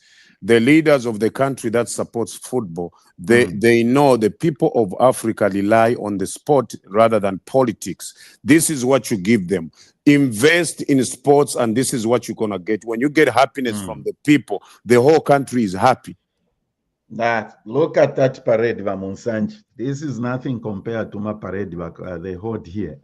Okay, final question, gentlemen. Yes. World Cup. We've run out of time. Bemi, like Nasilere says, we need to do a part 2 on this. When it comes, we'll do a part 2 for the World Cup special. World Cups. Okay, I like that. We need to schedule you let me know at maybe somewhere close to the World Cup. Let's agree behind the scenes. Okay, I really appreciate you gentlemen doing this. And I like people watching and enjoying. They like it. Now listen to this, Raf and Coach. Sure. You know, when it comes to major sporting events in the US, there's always that economic impact assessment, Americans are obsessed with this. Is there similar statistical data available from Morocco about the just ended Afcon? Let me show you what I mean. This was done by the Dallas Business Bureau. You know, there are going to be 9 World Cup games played in our area, Raf. 9. Okay. At AT&T Stadium. Let me show you this. Okay, 9 international matches plus an international broadcast center. All right. And the semi-final. Yeah. Okay. And the semi-final, right? That includes the semi-final is separate. Semi-final is in Dallas, yes. Yeah, 1. Okay. So this is what they are saying. Look at these figures. It's going to bring $17 billion into the US. That's what this World Cup is going to do. 185,000 jobs, 6.5 million visitors, which we put a question mark on that. And Zenith is addressing this on a podcast that she's doing because of the immigration embargo on a lot of countries. Yeah. So this, my final clip shows, Raf, that's how much money is going to be bumped in the what we call the Dallas-Fort Worth Metroplex economy. 1.5 to $2 billion, Dr. Munsanje. This is going to do to the economy of Dallas because of the World Cup coming here. So I want us to draw parallels between these figures I've given and how do we do these kind of measurements when we have the Africa Cup of Nations? Yes. What impact how did this impact the Moroccan economy? Let's talk about that as we end. See, so Morocco advertised this country, and there are other businesses that they was doing to promote their own country. And maybe the majority of the people that liked what they saw, you know, the big businesses, what they saw in Morocco and what they heard about Morocco, because me and Raf, we're just looking at the games, we're not paying attention to small details, may benefit Morocco going forward, of which I've already heard that the next World Cup from after the United States is going to be 3 countries involved, and Morocco is part of that. Yes. You see what I'm saying? So there are benefits. Well, technically 6 countries. Yes. So there are benefits to hosting the Africa Cup of Nations. That's going to benefit Morocco. And that's when they can count on finances. But when it comes to finances, Morocco may not, Morocco themselves, they may make finances. But CAF is already complaining that Africa Cup is a loss. CAF doesn't make money. Why? And this is why, because of the viewers. The viewers and the stadiums, you see, when Morocco is playing, the stadium is full. When Zambia is playing, Tanzania is 6 people at the field. So what I'm trying... Sorry to cut you short right there. And that's one thing I forgot for us to address in this discussion.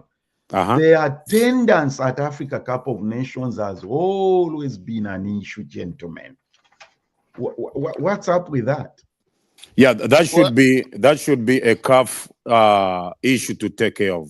Well, actually, it's more than CAF, because CAF can only do so much, but it's the African governments that are at fault for the main problem. Because this Afcon, the attendance was actually higher. That's part of that. All sold out, but it depends on the venue. Because from Cote d'Ivoire, tickets also sold a lot. Because countries like Mali, West Africans, so yes. It was much easy to travel to. And the lesson should have been there that if you make travel more accessible to the populace, we are the only continent where travel within is very difficult. But we've had agreements since the 80s. We've had agreements since just before pandemic. They agreed on airline travel. And then, make it happen. Make it happen. Nigeria don't want to talk to Zambia. This one, Kenya don't want to talk to Rwanda. This one don't want to talk. I'm like, this is not rocket science. It's nothing to do with the West, nothing to do with Asia. It's us. It's us, yes. If you look at the Euro, they got a trend that's going to go to Belgium. They got a trend that's going to go to France. They got a trend. The travel arrangement, yes, it's easy to travel to go to countries in Europe. We just don't want, it's like, I don't like my neighbor. I support Raf. On this one, I totally support Raf. Nigeria will say, Ghana, I don't want goods coming in from Ghana. I will create embargo. It's just some little. That is the real thing we should be complaining about, not this Morocco thing. That's the main issue there, because your economy grows. Look at the faster. CAF Power Dynamos CAF, how empty it was. That's the stadium right there. But it's so difficult. Like the North Africans, that's why you see if you have a game between one North African team and another North African team, you see the stadium is full. It's because packed, they travel in large numbers. And they bring money, they spend money when they come. So like even at the Club World Cup, when Esperance with Dad, they had thousands of fans that came because of the FIFA agreement with the administration. So they were able to come in thousands. And I remember a journalist from Algeria talking about a white couple who was in the stadium with him, saying, this is about Africans. They never stop singing. They just keep singing. Their team is losing, and they just keep singing from beginning to the end of the match.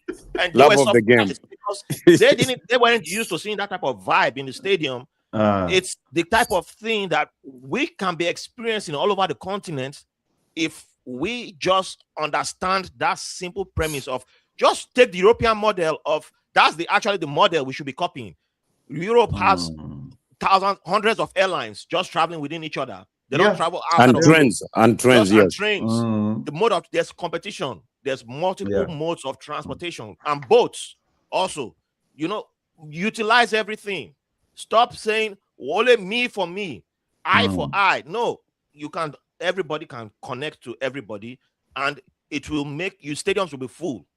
So, Raphael, in short, you're saying African countries, technically, they are not united to host a very organized, fully packed tournament. We are united on paper. We are united on social media, which is a very useless thing. But when it comes to action, because we have the agreement since the 80s, the travel agreement has been there. The African Union, they had an agreement in the 80s for travel, ease of travel, and then ratify it. I will not ratify if South Africa signed and I want to ratify. I will not ratify if this country, I don't like this country's leader's face. No. I don't want just ratify. Doing it for the sake of the tournament. You see, like the celebrations that I saw, do it for the people. Do it for the people. That is all. And the crazy thing is your GDP will grow. Yes. Your GDP will grow, and all of us will eat. Everybody will eat. It's always, I want to be the only one eating, put it in your pocket. You don't have enough pockets in your trouser to fit all the money in there. But you know what? If everybody's eating, you will eat too. You all the money you want to steal, you can steal it. You will still steal, and there will be enough money for everybody. So that is the message there. Just let everybody eat. So now, Ralph, the Africa Cup, they're trying to make it to where if the next one happens, they're trying to extend it to happen after 4 years because it's they are trying to do that. What do you gentlemen think about that? The reason is this. I will send you the president's press conference. You need to watch that because that is my main conflict. Because when he first announced it, he used Sunderland as an example. And I said, I don't care about Sunderland. Who the hell is Sunderland? What do you have to do with us? What's that? I don't care if one billionaire owns you. Yes, that's what I'm telling you. That's what I'm telling you. That's why I brought up the English Premier League, because so many of us are fans of the English Premier League. We act like we will not eat if our team in England loses. Don't eat food. Wake up to the problem. These people don't care about you. Exactly. They only care about white dollars in America. They don't even care about. Back in the 90s, I remember Manchester United coming to South Africa to go play a friendly match. They don't do that anymore. They don't go to North Africa. They don't go to East Africa. They don't go anywhere. But I know Nigerians who will die. They will stab each other. Oh, Chelsea is playing Arsenal. Hey, you not support my team. I agree with you. I agree. Why are we doing that? Stop giving them money. Stop giving them time. And when they see that we are watching our stuff, you see how they start treating you. They'll bring the money to us. They are trying to bully us, to force us to change our tournaments to 4 years. Once every 4 years. No. CAF makes money from the biggest revenue for CAF is Afcon. And you are now saying, we'll make it once every 4 years to go by the FIFA model. That's a FIFA influence on CAF. FIFA is saying, we will give you our sponsors to throw more money. Yes, more money has been coming into CAF because CAF president, he was honest. I believe him at the press conference in front of the journalists, although he told one journalist to shut up. in that press conference. I mean, he's a billionaire, so you know. But he was. I recommend watching that press conference because he spoke for almost 2 hours. Oh wow! Yeah. Yes, and he please share it so that we watch it. I will send it to you. And he said the one big problem for me was the taking away CHAN, which is the Afcon for African for locals. Yes. That's a huge thing. El Kabi, who was scoring bicycle kick goals, came from that tournament. El Nesri came from that tournament. Even the Senegal defenders, the two defenders. Senegal always had like a 16-year-old player every CHAN coming out from that. Lamin Camara, who was in the final, came from that tournament. Those two. There are a bunch of countries utilizing that tournament. Kenya, at the last tournament, had some fine players coming out. You can develop your football. You might not be winning right now, but in like future, Morocco, the Morocco team you're seeing right now, it took 15 years. They planned 15 years ago. That's what I'm telling people. I agree. 15 years, sit down, start your plan. Yeah. Botswana is doing it now. Namibia is doing something now. Start your planning. You won't win for the first 5 years. You won't go. But that was what CHAN was doing. He said, "Oh, CHAN wasn't making money." It's not about making money right from that. It's true. Let's read some. Yeah, let's read some comments from some viewers here. Yes, Greenwell, we are live. Africa, we are a problem, and we don't appreciate and support our local sports. Yeah, that's why I'm not into your Manchester United stuff and all that. The US visa bond will affect World Cup. African government should engage US to let fans to come to watch. And I believe there's going to be a very low. Anyway, this is just my view. This visa thing is going to affect sports. Can create jobs and they boost economy, but we all want to be lawyers and managers. I mean, there's sports lawyers, there's managers, the players need to be managed. I know. Yeah, but you say, Mr. Nkamba, talking of the US and the World Cup. You see, these businessmen over here are very, very smart, very intelligent. It's top level. They already figured this out. It has nothing to do with immigration, United States making money with the World Cup, because they tested it with the Super Cup, the Club World Cup. When you talk about the Club World Cup, none of the fans came to support the Club World Cup with a lot of fans from their club. But guess what? They still made billions of dollars, and they believe the World Cup will do the same. So when you talk, and we only have 3 months to go, they could have addressed that issue already. They already know they got the people within that's going to watch the World Cup and still make the 2 billion. Is it 9 billion they're trying to make? I don't know how many billion they're trying. Yes, everything is already set. So the issue, like me and Raph and you talking about social media is going to say, oh, the immigration issues is going to affect fans not to come to the World Cup. That has nothing to do with the effect of watching World Cup from your home. They'll still make money from you. You're still in Zambia watching World Cup. They make money out of you. Yes. Let me make this clear. They've already made, the sponsors have already paid. Exactly. The sponsors have paid. Yes. So if you need to go to the stadium, don't pay thousands of dollars. Yeah, you are what we call, actually back in the days, what we used to call MAGA. There was a MAGA in Nigeria. It's the person who, when they send you the email, if you pay money for the email fraud, they call you MAGA. That's what we call it in the streets. So that was MAGA back in the days. So, but one thing I would remind people is that, like, the Club World Cup also showed that when they were selling tickets for hundreds to thousands of dollars, if you waited until the day of the game, which happens in a lot of American sports. Everywhere, yes. The price will drop from hundreds to, I know my Tunisian neighbor went to watch, I've forgotten the game he went to watch in New Jersey and Philly. The price was like $50 or $40. But if you went from day one to buy the ticket, it was like $500. Yes. So I put you on game. Just remember that. But me, I know it's 10 African teams. I know DR Congo will qualify. I might go, I might not go. I haven't decided yet, and I'm not paying anything more than $40. Good seats. So you're gonna get crushed. That's it. That's I like that. Well, and ladies and gentlemen, Haiti is also an African team. So technically, we have 11 teams there. Yeah, ladies and gentlemen, that was our show for today. I mean, I'll tell you what, I haven't had so much fun in a long time. I enjoyed this. Coach, thank you so much. I appreciate it too. Thank you for the viewers for watching. Tune in next time. I pull up Next time Ralph pulls up, it's going to be an entertaining Coach need to give us some discussion. DJing too. You know? Yeah, next time I'll DJ while we're talking. Raph, I like that idea. You know what we're gonna do? The World Cup thing we're gonna do. We'll let him do the intro thing, right? Hey.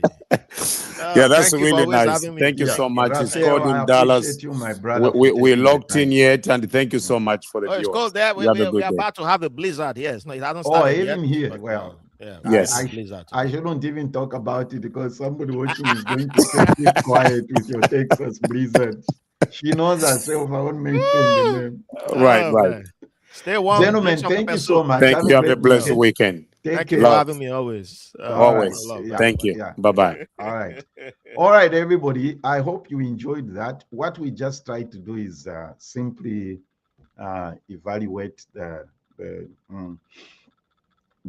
just ended Africa Cup of Nations and talk a little bit about the upcoming World Cup. And I hope you got a little bit of some little nitty-gritty information we shared there. We'll see you next week. We're going to be talking about mental health issues, rehabilitation centers that have come up in Zambia, and we look forward to that. By the way, February, we're going to kick off Zambia 2026. Zambia decides 2026 in February, and then we're going to run with the political discourses going forward. Have a great weekend, everybody, and don't forget to subscribe and follow us on Facebook and YouTube, ZBTR TV. Thank you. Zambia Blog Talk Radio.